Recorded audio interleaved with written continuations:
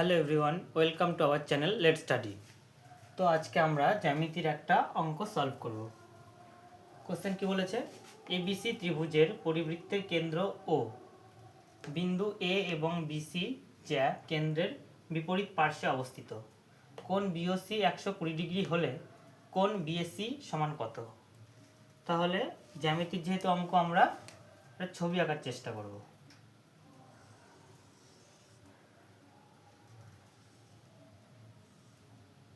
এই একটা ত্রিভুজ, রেখে গেল, একটা ত্রিভুজ এ বি সি, এবিসি একটা ত্রিভুজ, তার পরিবৃত্ত এঁকেছি, পরিবৃত্তের কেন্দ্র বলেছে ও, বাস।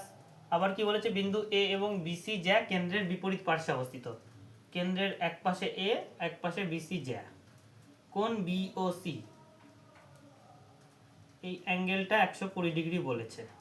তাহলে এই অ্যাঙ্গেলটা কত? তাহলে আমরা কি দেখতে পাচ্ছি? এই চাপ দ্বারা গঠিত বিওসি কেন্দ্রস্থ কোণ আর বিএসি এটা বৃত্তস্থ কোণ। আমরা কি জানি? কেন্দ্রস্থ কোণ বৃত্তস্থ কোণের দ্বিগুণ। তাহলে অ্যাঙ্গেল বিওসি কত হবে? 2 গুণ অ্যাঙ্গেল বিএসি। বিওসি এর মান 120 ডিগ্রি, তাহলে অ্যাঙ্গেল বিএসি কত হবে? 120 ডিগ্রি বাই 2 সমান 60 ডিগ্রি। কত ইজিলি ছবির সাহায্যে আমরা অঙ্কটা করে ফেললাম।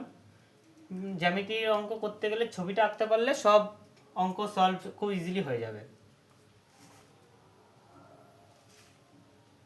এরকম আরও ভিডিও পেতে আমাদের চ্যানেলটা সাবস্ক্রাইব করে দিও। ভিডিওটি ভালো লাগলে লাইক, শেয়ার, কমেন্ট করে দিও। Thank you.